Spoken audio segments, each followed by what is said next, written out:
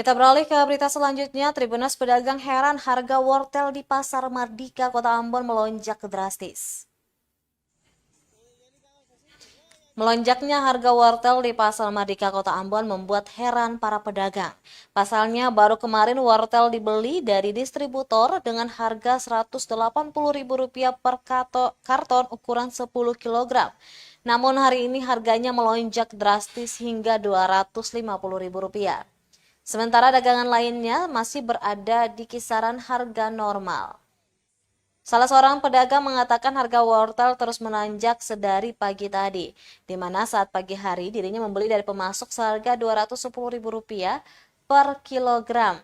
Namun sore ini harga kembali menanjak di angka Rp250.000. Dirinya meyakini harga wortel akan terus mengalami kenaikan harga. Adapun harga kebutuhan dapur lainnya seperti bawang putih dan bawang merah terpantau normal.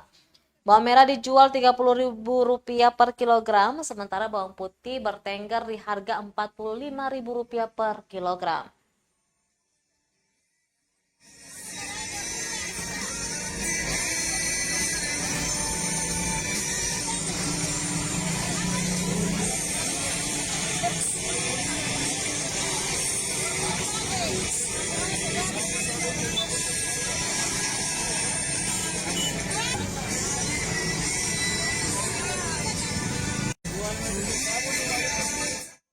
Terima kasih sudah nonton.